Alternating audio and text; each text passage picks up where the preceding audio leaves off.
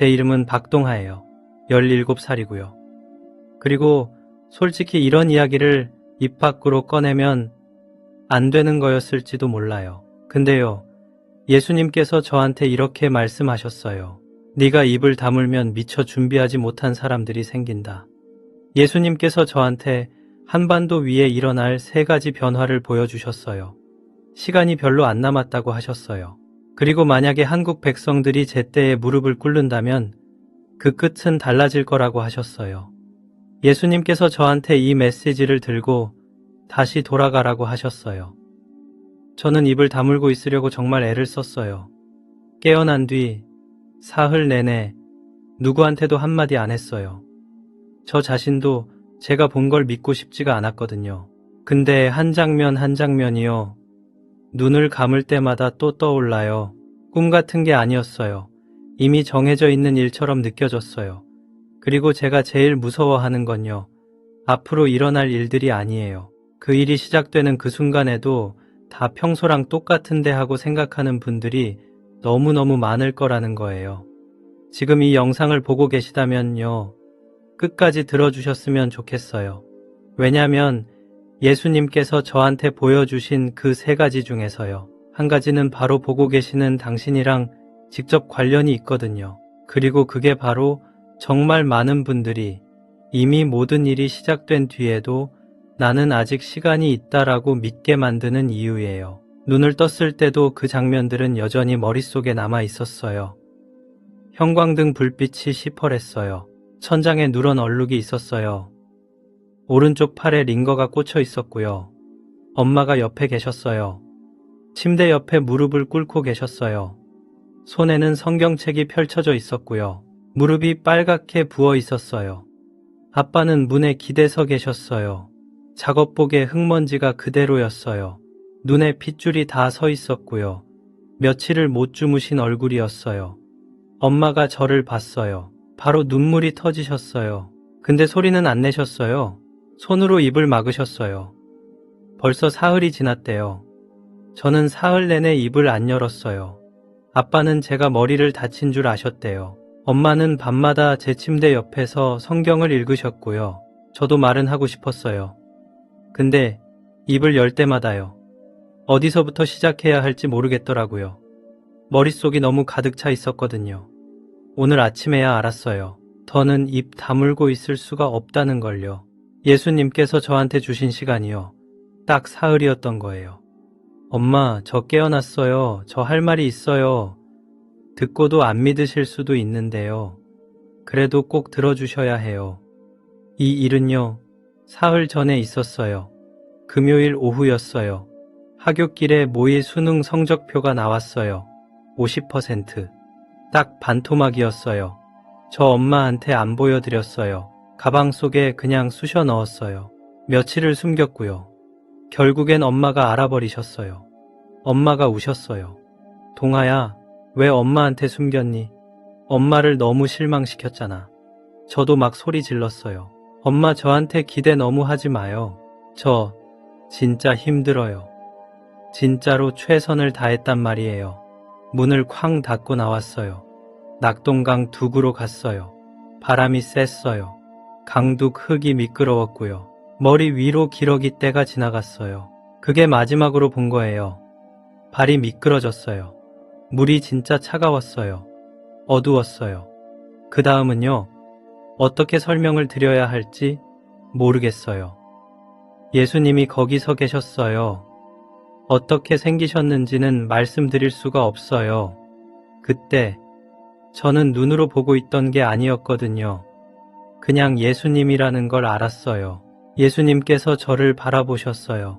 우리 엄마가 저를 바라보시던 딱 그 눈빛이었어요. 한마디도 책망하지 않으시고요. 그리고 이렇게 말씀하셨어요. 동하야, 내가 너를 끌어올린 건 네가 공부를 더 잘하게 하려고 그런 것이 아니다. 내가 너에게 3장의 그림을 보여줄 것이니 그것을 가지고 가서 내 백성에게 전하라. 남쪽 땅에 있는 내 백성에게.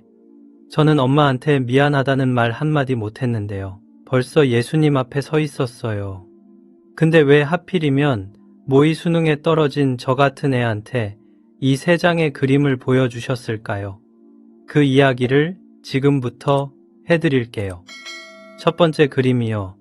예수님께서 분명하게 말씀하셨어요. 이건 예언이 아니라고요. 이건 그냥 보고서라고 하셨어요. 왜냐면요. 이 그림은 이미 시작된 일이거든요. 지금 이 영상을 보고 계시는 여러분이요. 사실은 바로 이 그림 안에 들어와 서 계시는데도 아직 그걸 알아차리지 못하고 계신 거예요. 예수님께서 저한테 보여주신 모습은 이런 거였어요. 한국이라는 나라가요. 아주 두꺼운 얼음 호수 위에 통째로 서 있는 모습이었어요. 그 얼음 위쪽에는요. 파란색 상승 그래프가 있었고요. AI에 대한 화려한 뉴스가 흘러나오고 있었고요. 여의도와 강남에 늘어선 재벌 빌딩들이 환하게 불을 켜고 있었어요. 누가 봐도 모든 게 다 잘 돌아가는 것처럼 보이는 풍경이었어요. 근데요, 그 얼음 아래쪽이요. 이미 갈라져 있었어요. 길고 가느다란 균열들이 아무 소리도 없이 얼음 속을 따라 길게 뻗어나가고 있었어요. 아직 그 누구도 그걸 알아차리지 못하고 있었어요. 다만 예수님께서 눈을 열어주신 몇몇 분들이요. 깊은 밤이 되면 그 얼음이 우는 소리를 듣기 시작하셨다고 하셨어요. 여러분, 이번 주에 마트에 가셨을 때요. 계란 한 판 값이 어제보다 더 오른 거 보셨어요? 그게 바로 균열 하나예요. 자녀분이 카카오톡으로 엄마 나 괜찮아 라고 보내오는 그 짧은 메시지를요. 벌써 몇십 번째 받고 계세요. 그것도 또 다른 균열이에요. 아직 얼음이 와르르 무너진 건 아니에요. 얼음은 그대로 있어요. 근데요, 이미 다 갈라져 있는 거예요.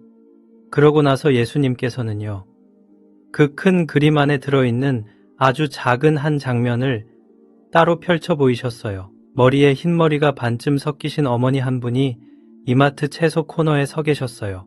어머니께서는 계란 한 판을 손에 들고 계셨어요. 한번 들었다가 다시 내려놓으셨어요. 한참 보시다가 또 들어보셨어요.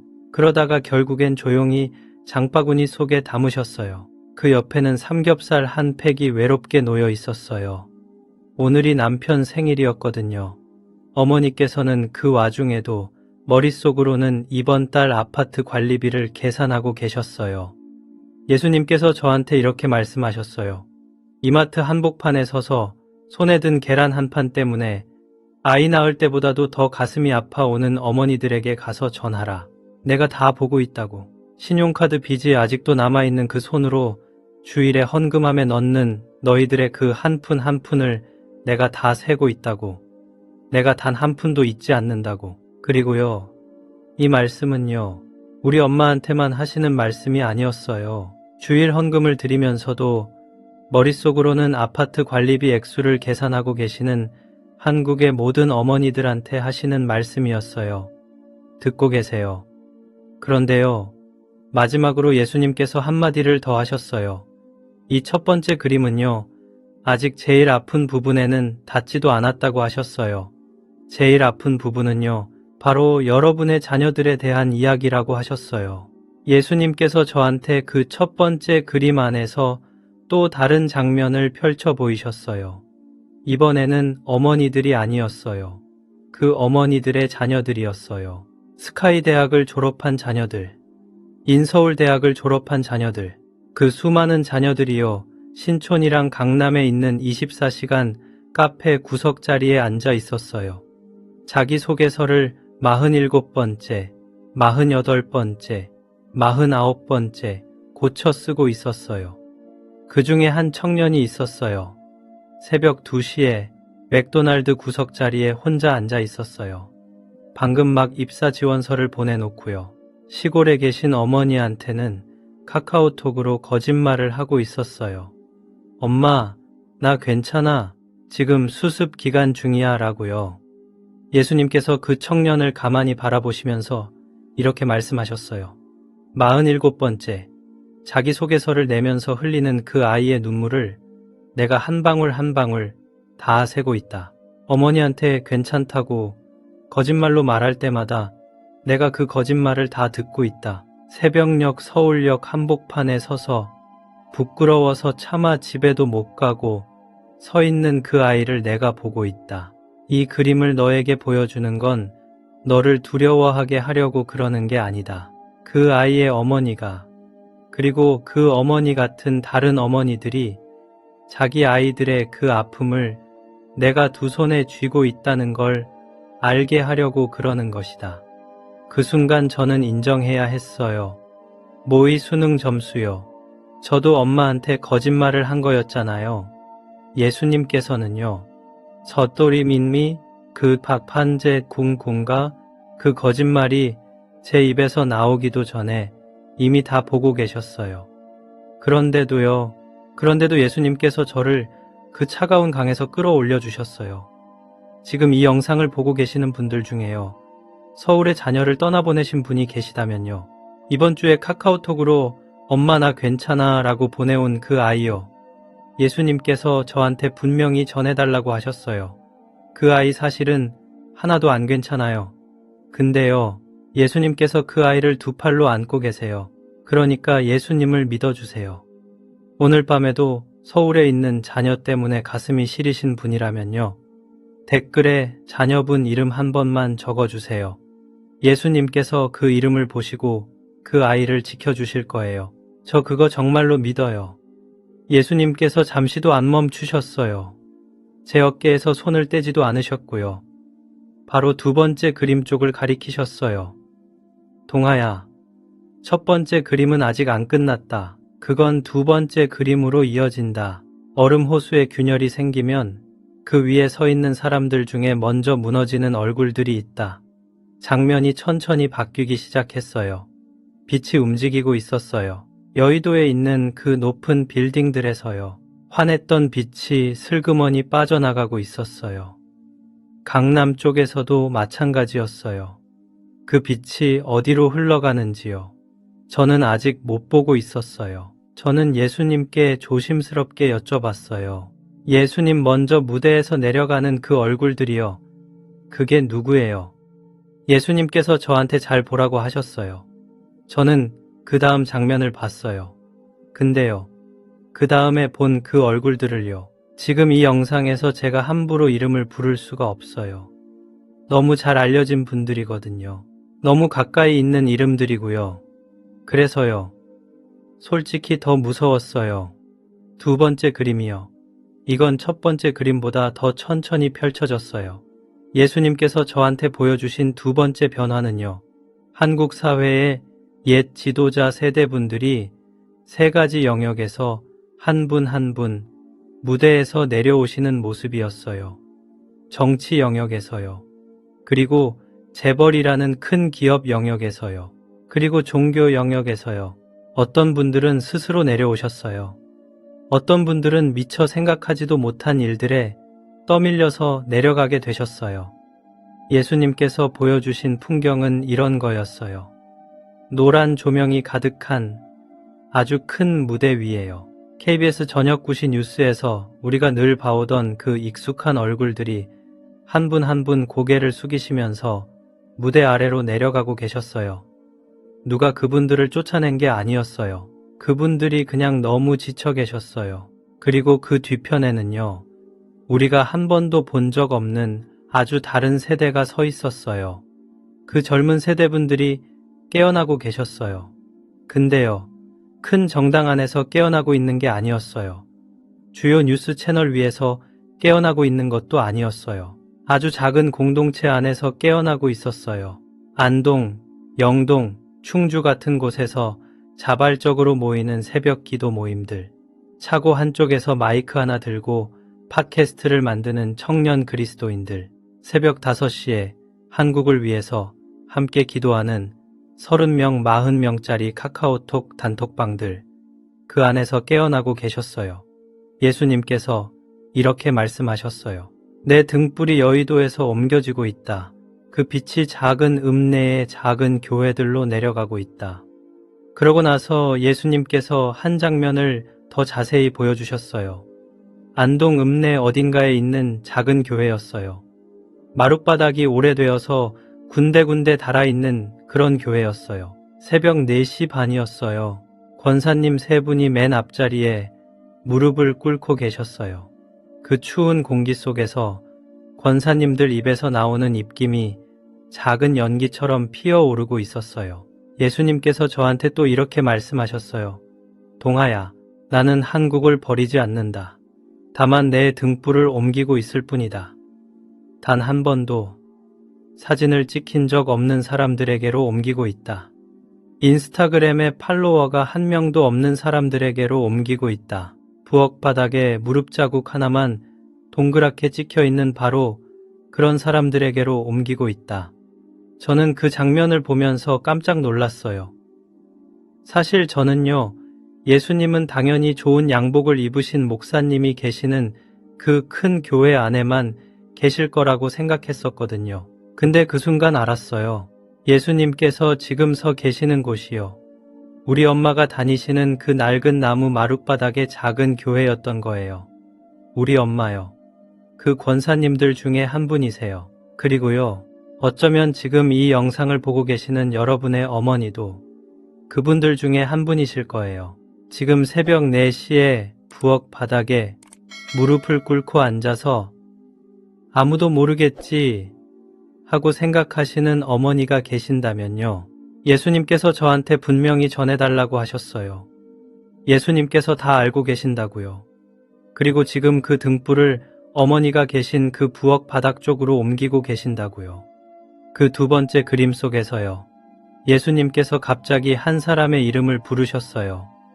그것도 다른 사람이 아니라 우리 집안 사람 이름이었어요.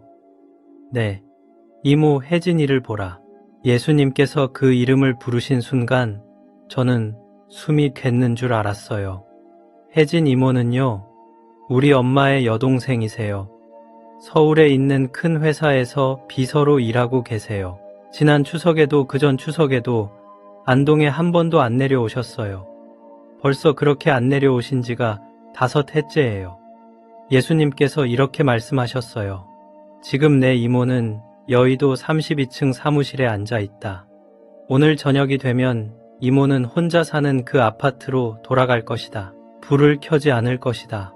너의 이모는 자기 언니랑 어떻게 이야기를 시작해야 하는지를 잊어버렸다. 동아야, 너는 깨어나거든 이모에게 전화를 걸어라. 문자로 보내지 마라. 전화를 걸어라. 너의 이모는 지금 두 번째 그림 안에 들어가 있다. 그 순간 저는 7살 때 일이 떠올랐어요. 이모가 매주 주말마다 저한테 찹쌀떡을 사주시던 그 시절이요. 그게 벌써 5해 전이었어요. 그동안 우리는 한 번도 얼굴을 못 봤어요. 병원에서 깨어나고 나서요. 제가 엄마 손을 잡은 다음에 두 번째로 한 일이 뭐였는지 아세요? 아빠한테 휴대폰을 빌려서 이모 번호를 누르는 거였어요. 신호가 한 번 가자마자 이모가 받으셨어요. 제가 미처 제 이름을 말씀드리기도 전에 이모가 먼저 울음을 터뜨리셨어요. 지금 이 영상을 보고 계시는 여러분 가정에도요. 혜진 이모 같은 분이 한 분쯤은 계시지 않으세요? 화가 나서 너무 지쳐서 또는 자존심 때문에 5해 동안 한 번도 전화를 안 한 그런 식구가요. 예수님께서 저한테 꼭 전해달라고 하셨어요. 오늘 밤에 전화를 걸어달라고요. 카카오톡 문자 말고요. 직접 목소리로 전화를 걸어달라고요. 이쯤에서 저는 정말로 용기를 다 끌어모아서 예수님께 한 가지를 여쭤봤어요. 우리 한국 사람 모두가 70년 동안 마음속에 묻어두고 살아온 그 질문이었어요. 예수님, 그러면요. 비무장지대 그 너머에 있는 형제자매들은 어떻게 되는 거예요? 그분들도 이 3장의 그림 안에 같이 들어가 계세요. 예수님께서 아무 말씀도 안 하셨어요. 정말 한참 동안 침묵하셨어요. 저는 그 침묵을 어떻게 설명을 드려야 할지 잘 모르겠어요. 차가운 침묵이 아니었어요. 차라리 어떤 그런 침묵 같았어요. 우리 엄마가요. 제가 이미 여러 번 들었지만 아직도 잘 못 알아듣는 그 질문을 또 한 번 받으셨을 때 짓는 그 표정 있잖아요. 그런 침묵이었어요. 그리고 한참 뒤에야 예수님께서 입을 여셨어요.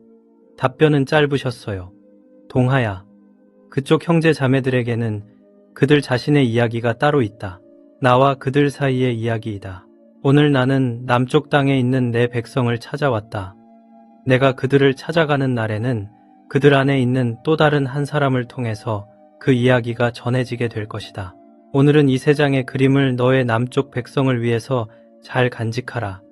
이상하게도 그 말씀을 듣고 저는 마음이 좀 놓였어요. 예수님께서는 누구도 잊지 않으시는구나 하는 걸 알게 됐거든요. 다만 오늘의 책임은요, 저한테 주어진 그 책임은요, 남쪽 땅이었던 거예요. 그러고 나서 예수님께서 저한테 세 번째 그림을 보여주셨어요. 세 장의 그림 중에 가장 무거운 그림이었어요. 깨어나서 지금 이 병원 침대 위에 앉아있는 이 순간까지요.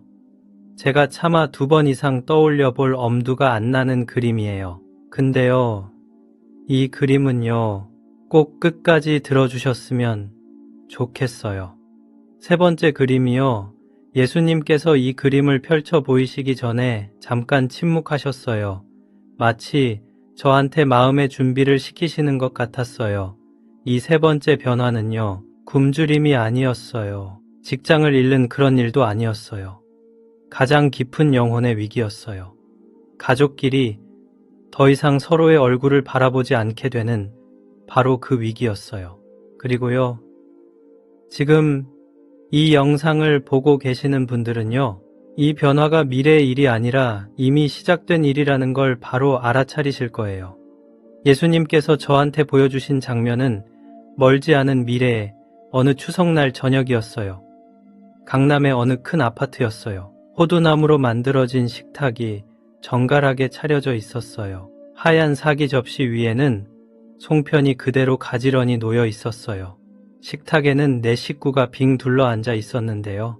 네 사람 다 각자 무선 이어폰을 한쪽씩 끼고 있었어요. 6살쯤 된 어린 손자는요, 식탁 맞은편에 앉아 계신 할머니랑 이야기를 하고 있는 게 아니었어요. 옅은 푸른 빛으로 떠 있는 AI 홀로그램이랑 이야기를 하고 있었어요. 할머니는 새로 맞추신 한복을 곱게 차려입고 계셨고요. 입술에는 분홍색 립스틱이 발려 있었어요. 그런데요, 그 누구도 할머니 얼굴을 쳐다보지 않았어요. TV에서는 트로트 음악이 잔잔하게 흘러나오고 있었어요. 젓가락이 그릇에 닿는 소리도 들렸어요. 근데요, 그 어떤 대화도 식탁 위에서 오가지를 않았어요. 할머니께서는 송편을 한 입 떼어 드셨어요. 그 송편이랑 같이 눈물도 함께 삼키셨어요. 예수님께서 저한테 이렇게 말씀하셨어요. 동아야, 내가 한국에서 멀어진 건 너희에게 교회 건물이 모자라서가 아니다. 내가 너희에게서 멀어진 건 너희가 더 이상 서로의 얼굴을 마주 보지 않기 때문이다. 너희에게 자녀의 얼굴이 휴대폰 화면보다 더 귀하지 않게 된 그 순간부터 나는 너희들의 식탁에 앉을 자리가 없어졌다. 저는 그 말씀을 듣는 순간 머리가 멍해졌어요. 왜냐면요, 그 식탁 안에 앉아있는 사람이요, 사실은 저 자신이었거든요. 저도요, 엄마랑 같이 밥을 먹을 때마다 늘 이어폰을 한쪽 끼고 있었어요. 알고 보니까 저는요, 이미 오래전부터 이 세 번째 그림 안에 들어와 앉아 있었던 거예요. 그리고요, 마지막으로 예수님께서 한마디를 더 하셨어요. 더 아픈 한마디였어요. 그 식탁의 그 할머니는요, 모르는 사람이 아니라고 하셨어요.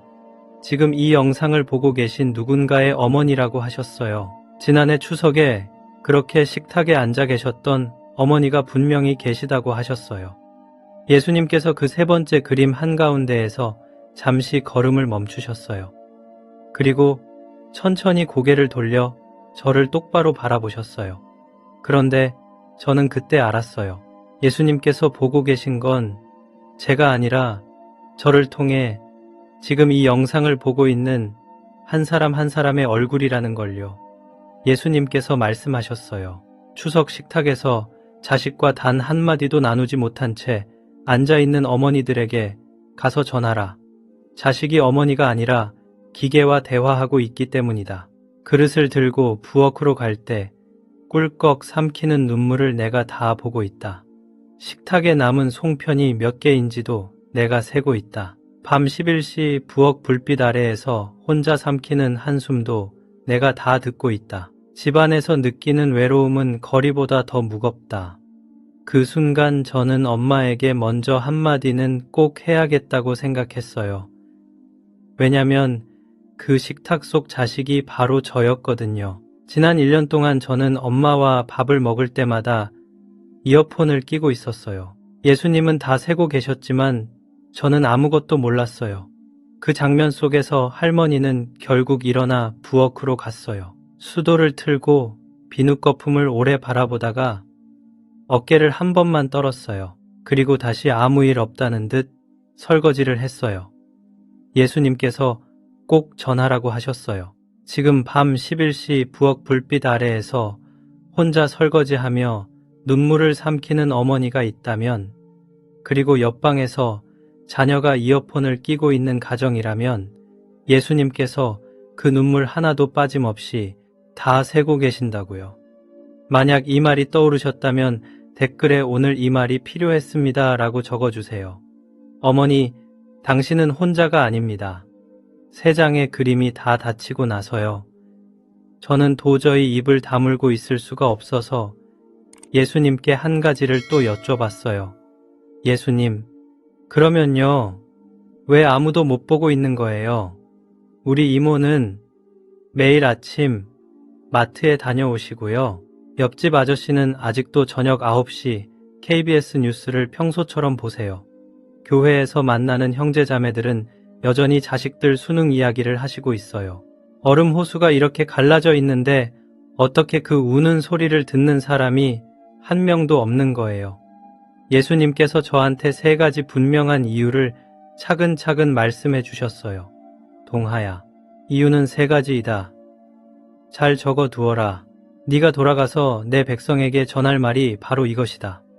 첫째, 내가 너희에게 풍요로운 시간을 충분히 길게 허락했다. 너희가 그것이 선물이라는 걸 잊어버릴 만큼 길게 허락했다. 한 민족이 30년 동안 부족함 없이 살아보면 그 풍요로움이 당연한 것이라고 믿게 된다. 내가 손에 쥐어준 은혜라는 걸 잊어버린다. 그래서 그 선물이 거두어질 때 너희는 잠에서 깨어나는 게 아니라 화부터 내게 된다. 둘째, 균열이 아직 작을 때는 너희는 그것에 늘 그럴듯한 이름을 붙인다.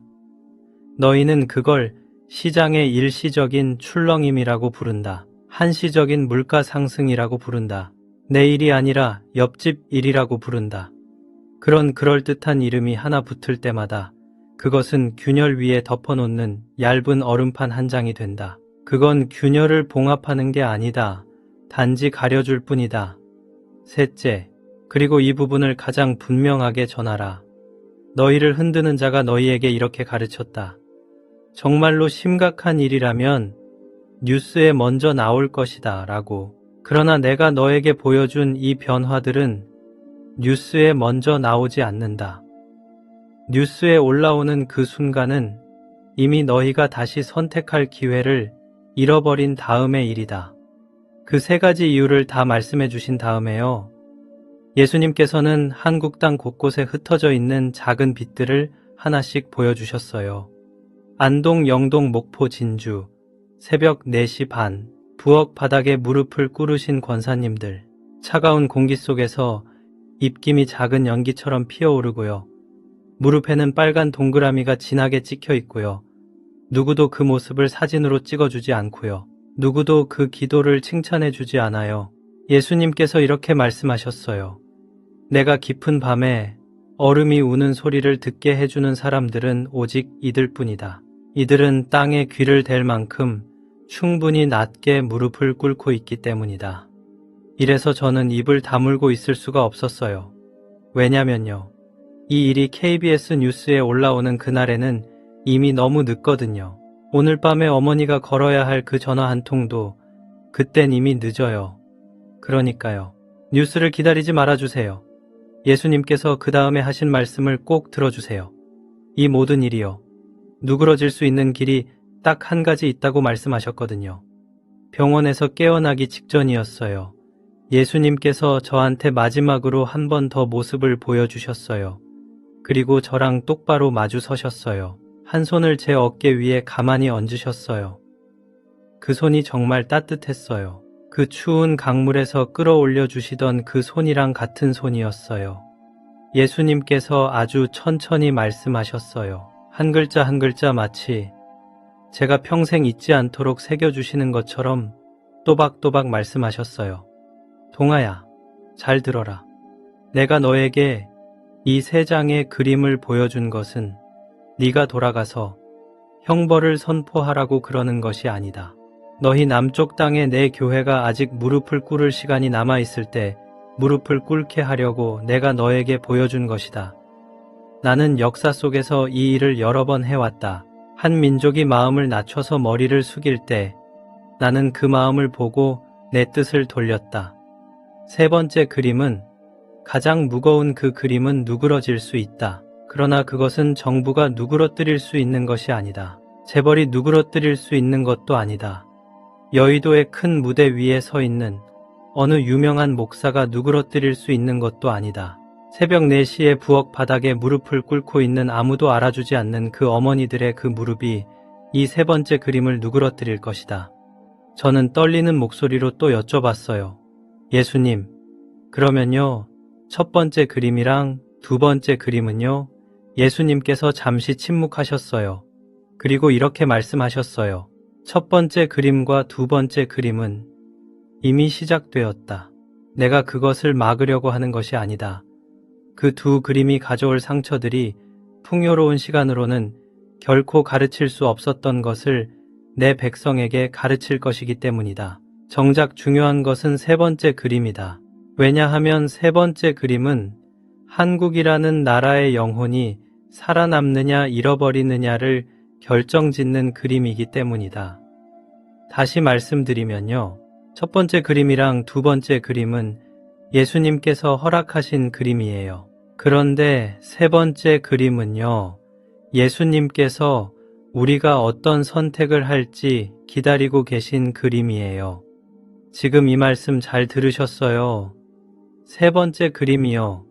그건 여러분 가정의 그 침묵하는 식탁이거든요. 예수님께서는 어머니의 선택을 기다리고 계세요. 무릎을 꿇는 선택을 하실 건지요? 아니면 그냥 이어폰을 끼고 식탁에 마주 앉아 계실 건지요? 저는 그 순간 어깨가 무거워졌어요. 근데 그게요, 부담의 무게가 아니었어요. 사명의 무게였어요. 저는 형벌을 들고 돌아온 게 아니었어요. 초대장을 들고 돌아온 거였어요. 저는요, 영상 맨 처와 한 가지를 약속드렸어요. 예수님께서 한국의 어머니들한테 특별히 따로 해주신 말씀이 있다고요. 그 말씀은 영상 끝부분에 가서야 들려드리겠다고 약속드렸어요. 지금이 바로 그 약속을 지킬 시간이에요. 저는 이 말씀을요, 단 한 글자도 제 마음대로 바꾸지 않을 거예요. 예수님께서 하신 말씀 그대로 또박또박 읽어드릴게요. 부디 잘 들어주세요. 지금 이 영상을 보고 있는 그 어머니에게 가서 전하라. 나는 너의 무릎을 보고 있다. 새벽 4시에 부엌 바닥에 찍히는 너의 그 무릎 자국을 나는 보고 있다. 아무도 알아주지 않는 그 무릎이다. 아무도 칭찬해주지 않는 그 무릎이다. 카카오 스토리에 사진 한 장 올라가지 않는 그 무릎이다.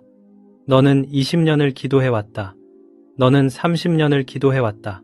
너는 40년을 기도해왔다. 그리고 너는 그 긴 세월 동안 내가 그 기도를 듣지 않고 있다고 생각했다. 그러나 나는 듣고 있었다. 나는 세고 있었다. 그 무릎 자국이, 바로 그 무릎 자국이 지금 한국이 무너지지 않도록 붙들고 있다. 그러니 멈추지 말아라. 특히 오늘 밤은 멈추지 말아라. 저는 이 말씀을 다 읽고 나서요, 한참 동안 아무 말도 못했어요. 목이 메어키거든요. 저는요, 이 말씀에 단 한 글자도 더 보태고 싶지 않아요. 사실 저는 아무것도 아니에요. 그냥 입을 빌려드린 사람일 뿐이에요. 입을 여신 분은 예수님이세요. 지금 이 영상을 보고 계시는 어머니, 새벽 4시에 부엌 바닥에 무릎 꿇고 기도하시는 어머니, 예수님께서 어머니의 무릎을 보고 계세요. 어머니의 그 세월을 세고 계세요. 어머니의 그 무릎이 한국을 붙들고 있어요. 오늘 밤은요, 부디 그 무릎을 멈추지 말아주세요. 이 말씀이 끝나고요. 예수님께서 바로 이어서 말씀하셨어요. 저한테 5가지를 말씀하셨어요. 어머니들한테 꼭 전하라고 하셨어요. 이론이 아니라고 하셨어요. 설교도 아니라고 하셨어요. 오늘 밤에 바로 할 수 있는 일이라고 하셨어요.